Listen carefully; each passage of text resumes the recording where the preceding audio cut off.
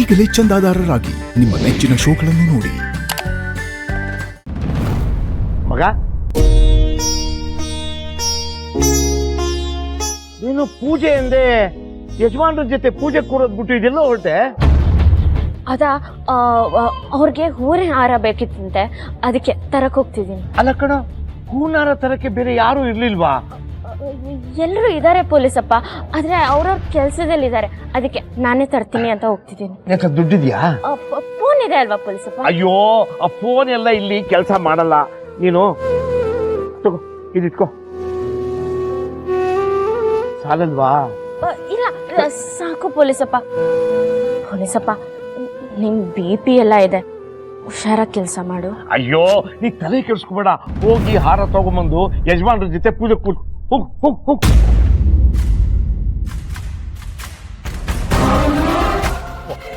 ಮದುಮಗಳು ಬಂದೇ ಬಿಟ್ರು.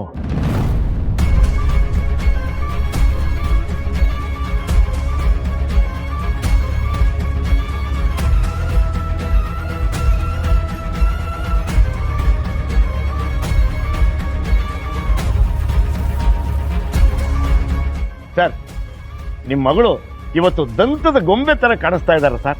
ಇನ್ನೇನು ಮತ್ತೆ ಜಯರಾಮ, ನಾನು ಸಲಗ ಆದ್ರೆ ನನ್ನ ಮಗಳು ದಂತ ತಾನೆ? ನಿಜ ಸರ್, ನಿಜ. ಅದು ಸರಿ, ಸೆಕ್ಯೂರಿಟಿ ಹೇಗಿದೆ ಅಂತ ಚೆಕ್ ಮಾಡೋದು ಬಿಟ್ಟು ಏನು ನಿನ್ನ ಮಗಳ ಜೊತೆ ಮೀಟಿಂಗ್ ಮಾಡ್ತಾ ಇದೆಯಾ? ನಮ್ಮ ಹಳೆಯಂದ್ರ ಮನೆಯವರು ಅದೇನೋ ವಿಶೇಷವಾದ ಪೂಜೆ ಇದೆ ಅಂತ ಇದೇ ದೇವಸ್ಥಾನಕ್ಕೆ ಬಂದಿದ್ದಾರೆ. ಮಗಳು ಅಕಸ್ಮಾತಾಗಿ ಸಿಕ್ಕಲು ಅವಳ ಜೊತೆ ಮಾತಾಡ್ತಾ ಇದ್ದೆ ಸರ್. ಆಯ್ತಾಯ್ತು, ಕೆಲಸ ನೋಡ್ಕೋ ಹೋಗು. ಸರಿ ಸರ್. ಮಗ, ಪೂಜೆ ಎಲ್ಲ ಮುಗಿದ್ಮೇಲೆ ನಾನು ಸಿಗ್ತೀನಿ, ಬರಲಾ?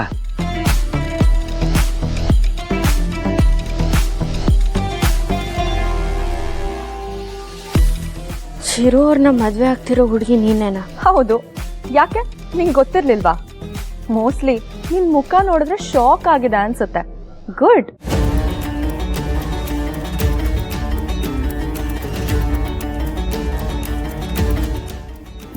ನೋಡು, ಶಿರು ಅವರು ತುಂಬಾ ಸೂಕ್ಷ್ಮ ಸ್ವಭಾವದವರು. ಅವ್ರ ಮನ್ಸು ಮಗು ಥರ, ಅವ್ರಿಗೆ ಬೇಜಾರಾಗೋ ಥರ ನಡ್ಕೋಬೇಡ. ಓ, ಆಮೇಲೆ ಅವ್ರಿಗೆ ಸುಳ್ಳು ಹೇಳೋದು ಆಗಲ್ಲ. ಏನೇ ವಿಚಾರ ಇದ್ರು ನೇರವಾಗಿ ಹೇಳು, ಅವ್ರು ಕೇಳ್ತಾರೆ. ಹೌದಾ? ಇಷ್ಟು ದಿನ ನೀನು ಅವನ ಜೊತೆ ಸುಳ್ಳು ಹೇಳೇ ಸಂಸಾರ ಮಾಡ್ತಿದ್ದ ತಾನೆ? ನನ್ನ ಗಂಡನ್ನ ಅವನು ಇವನು ಅಂತ ಏಕವಚನದಲ್ಲಿ ಮಾತಾಡಿಸ್ಬೇಡ, ನನ್ಗಿಷ್ಟ ಆಗಲ್ಲ. ನಿನ್ನ ಇಷ್ಟ ಕಷ್ಟನ ಕೇಳ್ಕೊಂಡು ನಾನು ಅವನನ್ನ ಮದ್ವೆ ಆಗ್ತಿಲ್ಲ. ಹಾಗೆ ಇನ್ ಮುಂದೆ ಚಿರಾಗ್ ನನ್ ಗಂಡ, ನಿನ್ ಗಂಡ ಅಲ್ಲ ಅನ್ನೋದು ನೆನ್ಪಿರ್ಲಿ. ಹಾಗೆ ನಾನು ಅವನನ್ನ ಹೋಗು ಬಾ ಅಂತಾನೆ ಮಾತಾಡ್ಸೋದು. ಏನೀಗ?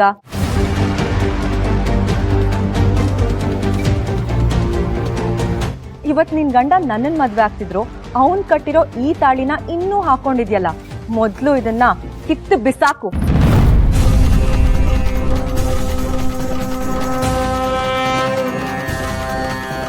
ಇದು ಬರೀ ಚಿರು ಅವ್ರು ನಂಗೆ ಕಟ್ಟಿರೋ ಮಾಂಗಲ್ಯ ಅಲ್ಲ, ಆ ದೇವ್ರು ಅವ್ರ ಕೈಯಿಂದ ನನ್ನ ಕುಕ್ಕೆಗೆ ಹಾಕ್ಸಿರೋ ಬ್ರಹ್ಮಗಂಡ. ನೀನ್ ಮಾತ್ರ ಅಲ್ಲ, ಚಿರು ಅವರೇ ಬಂದು ಇದನ್ನ ತೆಗೀರಿ ಅಂದ್ರು ನಾನು ಇದನ್ನ ತೆಗಿಯಲ್ಲ. ನನ್ನ ಕೊನೆ ಉಸಿರು ಇರೋವರೆಗೂ ಅವ್ರು ಕಟ್ಟಿರೋ ಈ ತಾಳಿ ನನ್ನ ಕುತ್ತಿಗೆಯಲ್ಲೇ ಇರುತ್ತೆ.